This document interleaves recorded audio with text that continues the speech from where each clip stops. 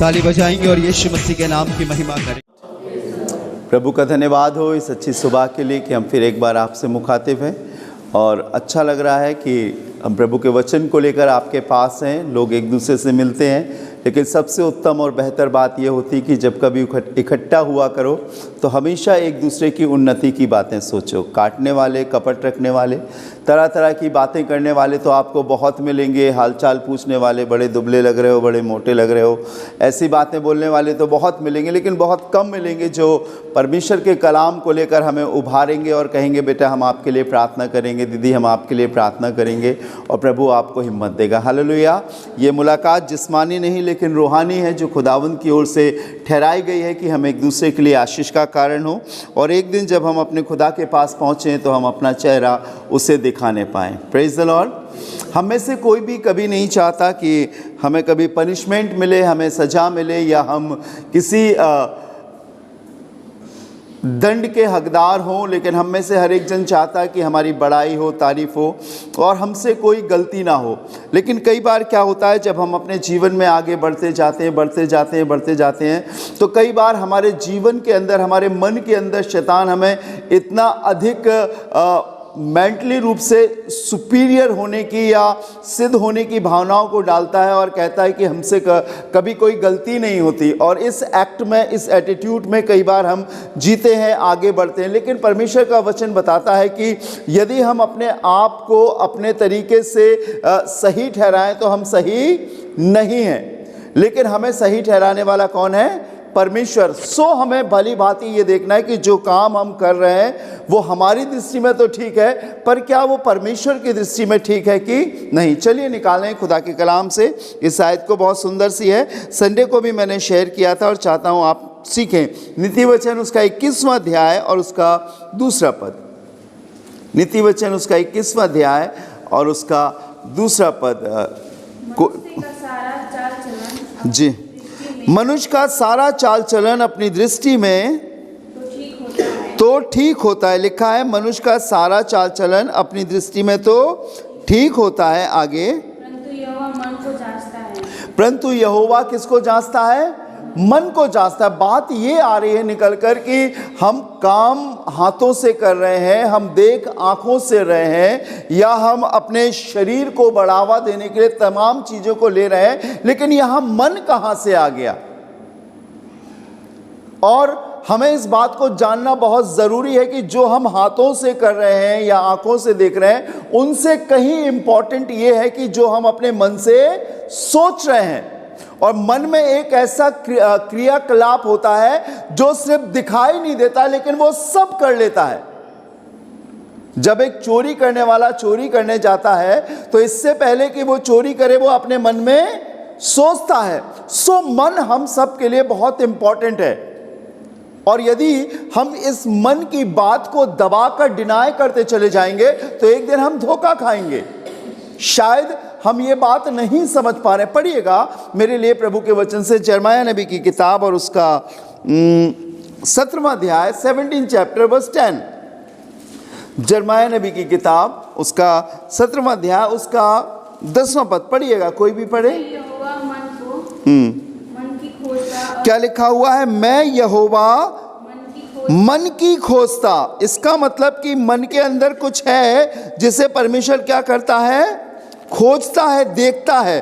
Praise the Lord. और मेरे मन में क्या है वो आपको नहीं मालूम, और जो आपके मन में है मुझे नहीं मालूम।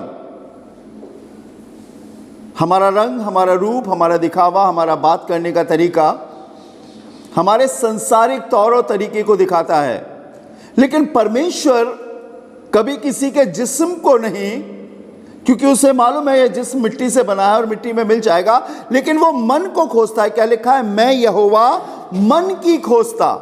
क्या है हमारे मन में? और शायद हमने अपने मन को इन बातों से संतावना दे ली कि मैं ठीक हूं, मैं सही हूं, मैं जो जीवन जी रहा हूं वो ठीक हूं। और जब हम इस एटीट्यूड के संग आगे बढ़ते जाते हैं तो हमें दंड मिलता है, क्योंकि हमने अपने जिस्म को तो देख लिया, अपने कामों को तो देख लिया, लेकिन अपने विचारों को या अपने मन को नहीं देखा। और आज इसीलिए बहुत सारे लोग बर्बाद हैं, नाश हो रहे हैं, वो कहते हम बाइबल पढ़ते, वो कहते हम प्रार्थना करते, वो कहते हम अच्छी संगति में जाते, लेकिन मन से कुड़कुड़ाते हैं, मन में कपट रखे हैं, मन में बुराई रखे हैं। और इसी वजह से कई बार हमारा बना बनाया जीवन दंड के योग्य होता है। संडे को मैं बता रहा था, पहला कुरिन्थियों उसका 11वां अध्याय उसके 31वें पद में लिखा है, यदि हम अपने आप को जांचते तो दंड ना पाते। और शायद हम इतनी तेजी से दौड़े चले जा रहे हैं कि हमने कभी अपने आप को देखा नहीं। लिखा है वो जवान था, 2 ही भाई थे, अपने पिता के घर में रहा करते थे, बहुत अच्छे से रहा करते थे। लेकिन एक दिन उसके दिमाग में ये ख्याल आया कि मैं दूर देश जाऊंगा और व्यापार करूंगा, काम करूंगा। सो उसने अपने पिता से जिद करके अपने मन की भावनाओं के अनुसार अपने हिस्से की संपत्ति मांग ली। उसका पिता उसे समझाता रहा, लेकिन उसने नहीं माना। और बाइबल बताती है वो अपने हिस्से की संपत्ति लेकर दूर देश चला गया और अपनी सारी संपत्ति कुकर्म में उड़ा दी, गवा दी। जो हम सोच रहे हैं, जो हम करने वाले हैं, या जिन चीजों को हम ले रहे हैं, क्या हमने उन्हें परमेश्वर के सामने रखा है कि नहीं रखा है। इसके दिमाग में यह ख्याल आया कि मैं सब लेकर चला जाऊंगा। और इस उम्र में जिस दौर से आप गुजर रहे हो, वरन बहुत सारे ऐसे लोग जो पवित्र संगति में नहीं है, अपने मन को उन्होंने शैतान के हाथों में सौंपा है और हर उस चीज की तरफ बढ़ते हैं जो उन्हें अच्छी लगती है। आपको मालूम है ना, लूत ने क्या चुना था? सदोम की तराई को, जो उसे आंखों से अच्छा लगा, देखने से अच्छा लगा। और नतीजा क्या हुआ आखिरी में सदोम और अमोरा का? वो आग और गंधक से नाश हो गया। हम जिस चीज को अपने दिमाग में रख के जा रहे हैं, नहीं ये ठीक है, मैं आपको बताना चाहता हूं, बाइबल बताती है मनुष्यों के विचारों में और परमेश्वर के विचारों में जमीन और आसमान का अंतर है। हमें नहीं पता कि आगे क्या होने वाला है। हम कहते हैं हमने सोचा तो ये था, लेकिन हो ये गया। हमने जांचा नहीं अपने विचारों को। आपको मालूम है दाऊद क्या कहता है? पढ़िएगा, भजन संहिता 103 अध्याय पहला पद पढ़िए, याद होगा आपको। भजन संहिता 103 अध्याय पहला पद, हे मेरे मन यहोवा को धन्य, हे मेरे मन यहोवा को। बेटा दूसरा पद पढ़िए उसी का, मेरे मन यहोवा को धन्य। फिर यही लिखा, हे मेरे मन यहोवा को धन्य कहे। पहली और दूसरी आयत में यही लिखा है। हम शायद जिस चीज को बहुत हल्का ले रहे हैं, पर आपको मालूम है दंड और आशीष या जीवन इसी के द्वारा मिलता है। हमें नहीं पता,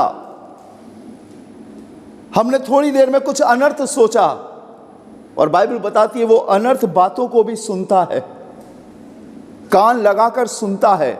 आप मुंह से बोलोगे तो मैं सुनूंगा, लेकिन परमेश्वर मन की आवाज को भी सुनता है। इससे पहले कि सब कुछ बिगड़ जाए, इससे पहले कि हम एक अच्छे स्थान से भी उस स्थान पर चले जाएं जो हमारे लिए नहीं तैयार किया गया, हम देखें, हम जांचें अपने आप को कि हमारा मन किस राह पर आगे बढ़ रहा है, किस ओर आगे बढ़ रहा है। जब वो सब कुछ लेकर चला गया, बाइबल में लिखा है लूका रचित सुसमाचार उसके 15वें अध्याय के 18वें पद में लिखा है, पढ़िएगा, लूका उसका 15वां अध्याय 18वां पद जी। लूक चैप्टर 18 15 वर्ष। हाँ, अब इसको एहसास हो रहा है कि इसने कुछ गलत कर दिया है। इससे पहले कि सब कुछ बिगड़ जाए, बर्बाद हो जाए और लौटने का मौका ना मिले। मैंने बताया, अक्सर मैं बताता हूं, कुछ चीजें आज भी बदल सकती हैं, लेकिन कुछ चीजें एक बार डिसीजन लेकर फिर नहीं बदल सकती। सो हमें बहुत गंभीरता से इन बातों को सोचना है, समझना है, जानना है।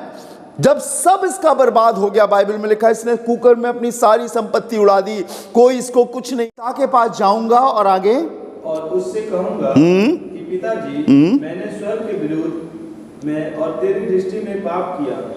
अब एहसास हुआ। कब एहसास हुआ? जब सब कुछ बर्बाद हो गया। लेकिन अगर ये अपने आप को जांचता, जो बातें ये कह रहा है, जो बातें ये अपने पिता के अगेंस्ट जाकर कह रहा है, ये बातें जो सीख नहीं है वो कह रहा है, अगर उन बातों को ये जांचता तो ये मौका इसके जीवन में नहीं आता। कहते ना, जब चिड़िया चुग गई खेत तो क्या होए? पछतावे से। लेकिन आज मौका है कि हम सोचें हम थोड़ा गंभीरता से जाएं, आगे बढ़ें। अब हम बच्चे नहीं हैं, अब हम भले बुरे को पहचान सकते हैं। अब हम नजरों से भाव को जान सकते हैं कि इसके मन में क्या है, इसके दिल में क्या चल रहा है। और शैतान कई बार हमें भटका देता है और हमारे जीवन में ये जताता है कि हम ठीक हैं। अगर कोई नहीं देख रहा है तो कभी ये मत सोचिए कि परमेश्वर भी नहीं देख रहा है। परमेश्वर देखता है। बाइबल में लिखा है परमेश्वर की दृष्टि सब स्थानों पर लगी रहती है, वरन वो मनुष्यों के मनों को भी जांचता है। हमें बहुत समझदारी से आगे बढ़ना पड़ेगा और अपने आप को चेक करना पड़ेगा, क्योंकि मैं आपको बताऊं अब वो समय नहीं है जब प्रभु के अच्छे सेवक सिखाने वाले आपको मिलेंगे, खाना पूर्ति करने वाले आपको बहुत मिलेंगे। मैं अक्सर बोलता हूं लोगों से, जब मैं अपने गांव में विजिट करता हूं, लोगों के यहाँ प्रार्थना करने जाता हूं, मैं उनसे बोलता हूं कि आप अपने जीवन में किस निर्णय को ले रहे हो। अगर आपकी आत्मिक उन्नति यहां पर नहीं हो रही है, अगर आप विश्वास में और प्रभु की बातों में नहीं बढ़ रहे हो, what is the vision of your church? आपके चर्च का दर्शन क्या है? आपका खादिम क्या परमेश्वर की आत्मा के द्वारा चलाया जाता है कि नहीं चलाया जाता है? तब वो ऐसे करके मुझे देखते कि ये क्या बातें कर रहे हैं। मैंने उन्हें बताया कि कलीसिया यीशु मसीह की देह है, यीशु मसीह का वास होता है वहां, वो रहते हैं। जब वहां पर पवित्र लोग इकट्ठे होते हैं, उन्हें कुछ नहीं मालूम। तब मैं उनसे बोलता हूं चर्च आपको स्वर्ग तक तो नहीं ले जाएगा, लेकिन कब्रिस्तान जरूर ले जाएगा। हम देखें, हम परखें, हम जांचें। What is the your destination? आपकी मंजिल क्या है? आपका मुकाम क्या है? आप कहां पर जाकर रुकोगे? क्या ऐसे ही चलता रहेगा? नहीं, बाइबल बताती है मैं यहोवा मन की खोजता। एक आयत और पढ़िएगा, फिर मैं आपके लिए दुआ करता हूं। जल्दी से निकालिएगा प्रभु के वचन से नीति वचन 4 अध्याय और 23वां पद पढ़िए। नीति वचन 4 अध्याय। मन की रक्षा कर। हाँ जी, क्या लिखा हुआ? स्रोत वही है। सबसे अधिक अपने मन की रक्षा कर, क्योंकि जीवन का मूल स्रोत वही है। सबसे अधिक अपने मन की रक्षा कर। कहाँ है ये मन और उसकी रक्षा कैसे करें? ये राजा, ये बादशाह जिसके लिए कहा गया था कि इसका दिल मेरे दिल के मुताबिक है, दाऊद से, वो भी बार बार कहता है हे मेरे मन यहोवा को धन्य है। सब जगह ताला मिलेगा आपको, मुंह भी बंद हो जाता है, कान भी बंद हो जाता है, आंख भी बंद हो जाती है, लेकिन मन बंद नहीं होता। जिस्म भी आराम करता है लेकिन मन बंद नहीं होता। और शैतान ने मनुष्यों के मनों पर इतना कब्जा कर लिया है कि कई बार हम पहचान ही नहीं पाते क्या ठीक है और क्या ठीक नहीं है। बाइबल में लिखा है अगर तुम अपने मन की रीतियों के अनुसार नहीं चलते तो तुम दंड नहीं पाते। हमारे मन को क्या अच्छा लग रहा है हम तौले परमेश्वर के वचन से। दाऊद कहता है मैंने तेरे वचन को अपने मन में, अपने हृदय में रख छोड़ा है ताकि तेरे विरुद्ध पाप ना करूं। कौन है जो इस तरीके से अपने आप को आगे बढ़ाता है कि मेरे जीवन का प्रत्येक पल प्रभु तेरे वचन के अनुसार है? हमें देखना पड़ेगा, हमें सोचना पड़ेगा, हमें जांचना पड़ेगा। बाइबल में लिखा है सबसे अधिक अपने मन की रक्षा कर, क्योंकि जीवन का मूल स्रोत समझते हैं। मुख्य बात यही है, अगर हमारा ये मन परमेश्वर के अधीन नहीं होगा, अगर हमारा ये मन प्रभु के कंट्रोल में नहीं होगा तो हम दंड पाएंगे। और बाइबल यही बताती है यदि हम अपने आप को जांचते तो हम दंड नहीं पाते।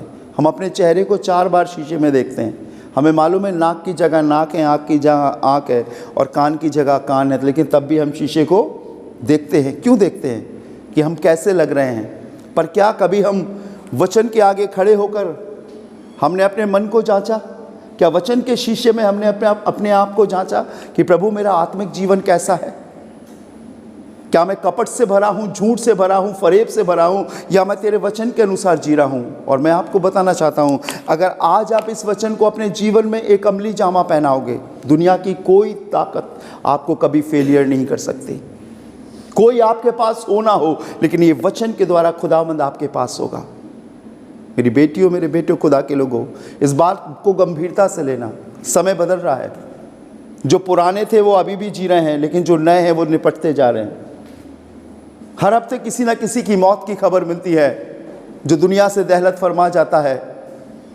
और हो सकता है एक दिन मैं भी आपको ना मिलूं और भी सेवक ना मिलें, लेकिन आज अगर अपने आप को अपने वचन के द्वारा अपने मन को परमेश्वर के अनुसार ढालना शुरू कर दिया, कभी भी आप फेलियर नहीं होगे। आप अपनी पूरी उम्र जियोगे। जिसके लिए प्रभु आपको लेकर आया है, आप उस काम को पूरा करोगे। आपको नौकरियों के लिए भटकना नहीं पड़ेगा। आपको किसी के आगे हाथ नहीं फैलाना पड़ेगा। आपको ये नहीं बोलना पड़ेगा कि मैं गरीब परिवार से हूँ। आप कहोगे कि मैं परमेश्वर के परिवार से हूँ। हालेलुया। और वो आपकी मदद करेगा, आपकी सहायता करेगा। वरन इस बात में कि आप जिस चीज़ को सोच भी नहीं रहे हो, वो आपके लिए पहले से तैयार करके रखेगा और कहेगा मेरे बेटे इसी में चले जा, इसी में आगे बढ़े जा। अगर अपने आप को परखना है तो परमेश्वर के वचन से परखो। बच्चों के लिए, जवानों के लिए, बुजुर्गों के लिए, शादीशुदा के लिए, अनमैरिड के लिए, विधवा के लिए, पुरुष महिला सभी के लिए इसमें लिखा हुआ है कि आपका जीवन कैसा होना चाहिए। और जब आप इसमें अपने आप को जांचना शुरू करोगे, आप दंड नहीं पाओगे। Hallelujah, hallelujah. कितने लोग प्रार्थना करते हैं? जरा हाथ उठाइएगा, नीचे करिए हाथ। और कितने लोग नहीं करते वो उठाइए। सच में चलिए, अच्छी बात है, पर कोशिश कीजिए, शुरुआत कीजिए। मैं किसी धर्म की बात नहीं बता रहा हूँ। मेरा जन्म एक ईसाई परिवार में हुआ है, मैं इसलिए नहीं बोल रहा हूँ। बाइबल में कहीं ईसाई शब्द नहीं लिखा है, बाइबल में कहीं क्रिश्चियन शब्द नहीं लिखा है। मैं आपको जीवन की बात बता रहा हूँ। अगर ये स्वभाव आपके जीवन में आ जाएगा तो आप एक दिन उस स्थान पर पहुँचोगे जो प्रभु ने आपके लिए तैयार किया है। हालेलुया। यीशु मसीह ने क्रिश्चियनिटी का प्रचार नहीं किया। यीशु मसीह ने जीवन की बातें बोली। जीवन देने के लिए वो आया और उसने कहा जो कोई विश्वास करेगा वो नाश ना होगा परंतु अनंत जीवन पाएगा। एक लड़का चला जा रहा था और बहुत जोर की बारिश हुई कि वो भीग गया। इतना भीग गया कि वो कपकपाने लगा। और जब उसने दूर दृष्टि करी तो धुंधले में उसे दिखा दिया कि एक पेट्रोल पंप है और उस पेट्रोल पंप पर एक शख्स खड़ा हुआ है। वो वहाँ पर गया और उससे कहने लगा भैया मुझे कुछ दे दो, मुझे बहुत ठंड लग रही है, बारिश बहुत हो रही है और बहुत ठंडा है। उसने कहा मैं खुद यहाँ पर अपनी ड्यूटी कर रहा हूँ, मैं कुछ नहीं दे सकता। लेकिन वो देखो सामने एक सुंदर सा घर दिख रहा है, वहाँ पर जाओ, वो आपकी मदद करेंगे। तुम उनसे कुछ मत बोलना, सिर्फ तुम उनसे एक ही बात बोलना, यूहन्ना 3:16। और वो लड़का जो कप आ रहा था, ठंड के मारे बहुत ज़्यादा ठिठुर रहा था, उस घर में पहुँचा और घर के दरवाजे को खटखटाया। उसमें से एक शख्स निकल कर आया और उसने बोला यूहन्ना 3:16 और उसने उसको अपने घर में ले लिया। और जब वो यूहन्ना 3:16 बोल रहा था उसने उसे कपड़े दिए। जब वो यूहन्ना 3:16 बोल रहा था तो उसने उसे भोजन दिया। जब वो यूहन्ना 3:16 बोल रहा था तो उसने बैठने के लिए एक अच्छी कुर्सी दी। जब वो यूहन्ना 3:16 बोल रहा था तो उस घर के शख्स ने उसके सिर के ऊपर हाथ फेरा। और आपको मालूम है यूहन्ना 3:16 में क्या लिखा है? जो कोई विश्वास करेगा वो नाश ना होगा परंतु अनंत जीवन पाएगा। इस बात को अपने जीवन में अमली जामा पहना लें। ये कथा नहीं है, ये किसी ने अपने मन में आई हुई बात नहीं है, ये सर्वसामर्थी परमेश्वर का कलाम है। और अगर आप इसे अपने मन में बैठा लोगे, मैं आपको गारंटी दे रहा हूँ, गारंटी दे रहा हूँ, दुनिया की कोई ताकत कभी आपको फेलियर नहीं कर सकती। आप बेटे हो या बेटी हो, लड़की हो या लड़के हो, पुरुष हो या महिला हो, कोई मायने नहीं रखता। लेकिन मायने ये रखता है कि आपने अपने जीवन में परमेश्वर के वचन को कितनी अहमियत दी है। आइए अपनी आंखों को बंद करेंगे, दुआ करेंगे। खुदावंद हम आपके शुक्रगुजार हैं आपके होने के लिए कि आज भी और अभी भी आप हमारे बीच में हैं। मैं जानता हूँ प्रभु जी थोड़ा कठिन है, थोड़ा सा लगता है कि कैसे होगा, लेकिन प्रभु आपने करके दिखाया। आप एक संपूर्ण मनुष्य थे, आप एक संपूर्ण पवित्र प्रभु थे, आप संपूर्ण परमेश्वर थे। आपने सब कुछ करके दिखाया और जवानी के आलम में हमारे लिए अपने प्राणों को दिया और मौत को हरा कर तीसरे दिन जी उठे। ऐ खुदावंद यीशु नासरी तेरे नाम से तेरे लोगों के लिए प्रार्थना करता हूँ, वचन की कसौटी पर कसने के लिए इन्हें हिम्मत और बल दे, इनके मन को दृढ़ कर प्रभु जी। मैं जानता हूँ खुदावंद कि तू सब कुछ कर सकता है प्रभु, और मेरी दुआ है इनमें से कोई भी नाश ना हो प्रभु। इन्हें प्रार्थना करने का जीवन दे प्रभु, वचन पढ़ने का जीवन दे प्रभु। ये कहाँ से आए मुझे इससे कोई फ़र्क नहीं पड़ता, लेकिन प्रभु आज ये यहाँ है, इससे फ़र्क पड़ता है। इन्हें सच्चाई के रास्ते पर मजबूती से चलने की शक्ति दे खुदावंद। संसार क्या कह रहा है वो ना सुने, लेकिन तेरा वचन क्या कह रहा है वो सुने प्रभु जी। जब ये बढ़ते हैं, सफल होते हैं, यहाँ से जाते हैं, ऊंची ऊंची उपाधियों पर पहुँचे खुदावंद, इन्हें नौकरी के लिए परेशान ना होना पड़े, इन्हें शादी के लिए परेशान ना होना पड़े, इन्हें अपने जीवन के किसी काम के लिए परेशान ना होना पड़े, लेकिन यहाँ से यीशु ये आपको लेकर जाएं, और जो सारी चीज़ें आपने इनके लिए तैयार करी हैं समय दर समय इनके जीवन में आने वाली हो सके प्रभु।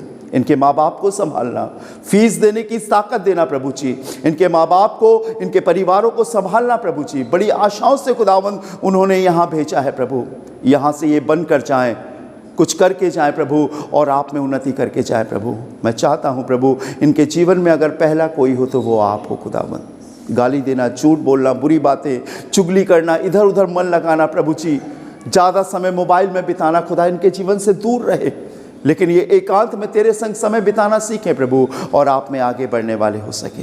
हर एक सुनने वालों को बरकत देना, यीशु मसीह नासरी के नाम से मेरी प्रार्थना है। इनके जीवन में तेरा कलाम इतना अधिक अहमियत रखे प्रभु कि इनकी रगों से, इनकी बातों से, इनकी देखने से, इनके चलने से, इनके हर एक कामों से तेरा वचन नजर आ सके प्रभु। हम सब आपके हाथों में सौंपते हैं, सारा आदर सारी महिमा आपको देते हैं प्रभु, यीशु के नाम से मांगते हैं, आमीन।